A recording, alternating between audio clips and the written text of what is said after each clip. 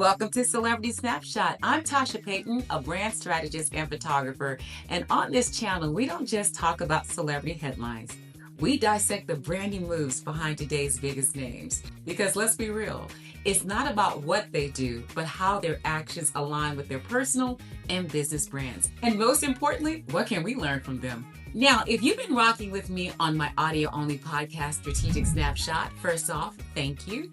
But today is special because I'm officially bringing the Celebrity Snapshot series to YouTube, all under the Strategic Snapshot brand. I'm beyond excited to kick off this next chapter with some juicy strategic breakdowns. And what better way to start off than one of the most controversial public figures out there, Meghan Markle. Now, some people, like my sister, absolutely love her, can't get enough, will defend her to the end. Others, not so much. They analyze, criticize, scrutinize her every move. Me, well, I'm somewhere in the middle. I don't think she's the villain people make her out to be, but I also see why she gets called out.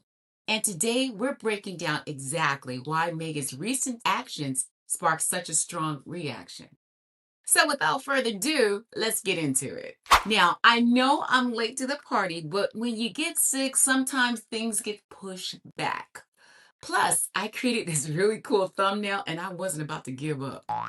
Now, getting back on topic, we all know that her Netflix series With Love Meghan was delayed. And the reason? She's focusing on wildfire relief efforts. But here's the thing. On this channel, we look at things from a branding perspective.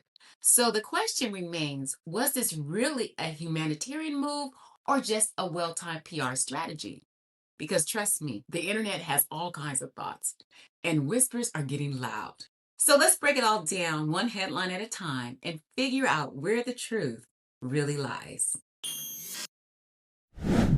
All right, let's start with Meghan's Netflix series, With Love Meghan. So the trailer dropped with all this fanfare on January 2nd. It was originally set to premiere on January 15th, but plot twist.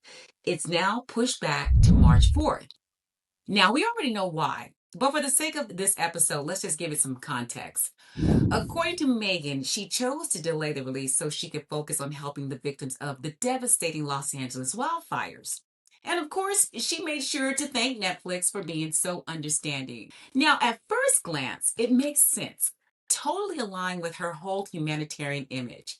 It says, I care more about people than projects. The more I look into this, the more I see why there's a disconnect. Think about this. Her Netflix series hadn't even dropped, yet she was already getting some serious side eye. See, critics were out here calling the show pretentious, contrived, and even narcissistic. And a lot of people felt like the whole thing was just completely out of touch with real world issues. It's supposed to have that cozy at home vibe, but instead it felt way too polished, overly produced.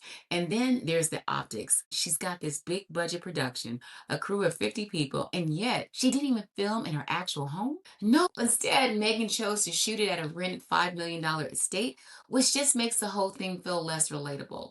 I don't know about you, but me and my girls, we don't rent multi-million-dollar mansions for casual girls' night ins. It's just not our thing. But again, she's the Duchess of Sussex, or in some cases, the Duchess of Suspect.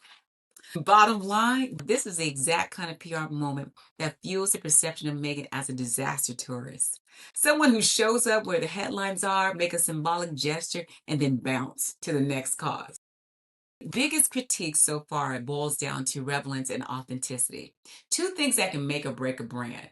And if early reactions are any indication, Meghan might have an uphill battle trying to convince audience that this show is more than just another polished PR piece.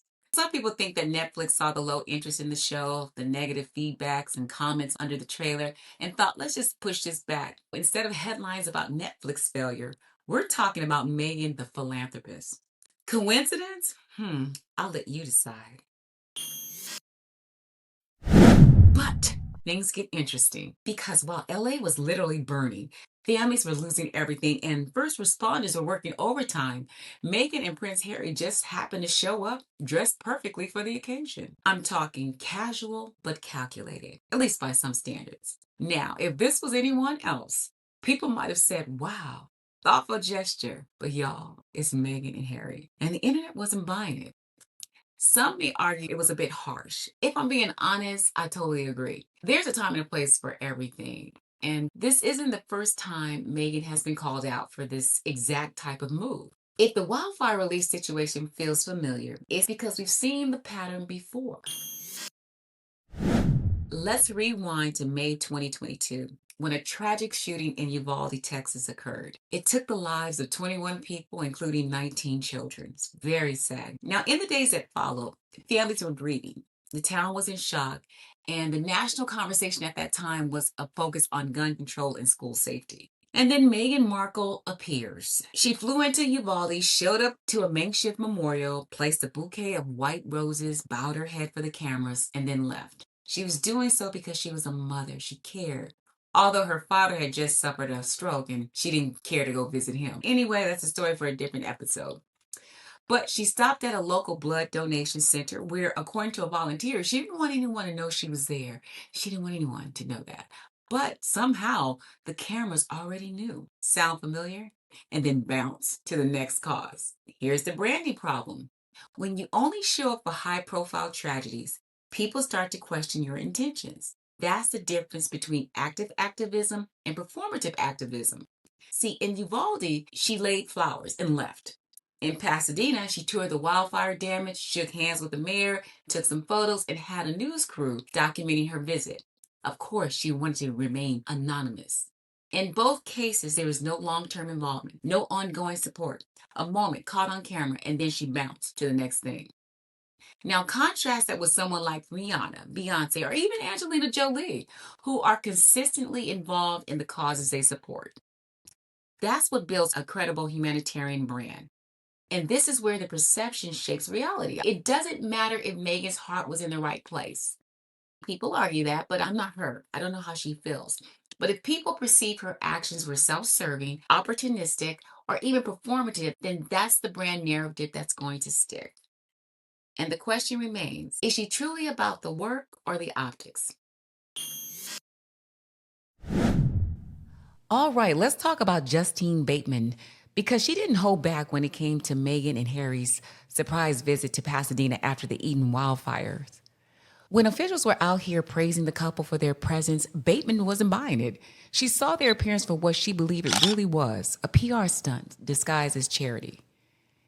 And she said it with her whole chest. Bateman took to social media and dragged them. Straight up compared their visit to ambulance chasing. No sugarcoating, no vague subtweets. She called their actions a repulsive photo op and questioned why they were touring disaster sites like politicians. And then she dropped a line that set the internet on fire. Meghan Markle and Harry are no better than ambulance chasers, she wrote. What a repulsive photo op they achieved. They are touring the damage? Are they politicians now? They don't live here.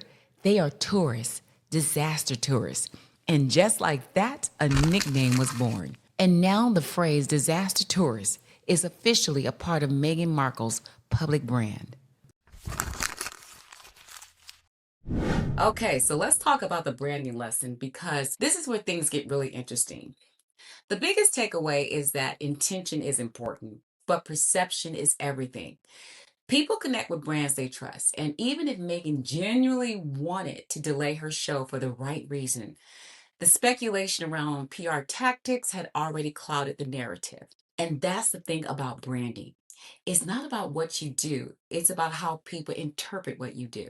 So, what's your take? Do you think Meghan's wildfire relief efforts were genuine, or was it just another well timed PR move? And what about her Netflix series? Will it be a major hit or a total flop?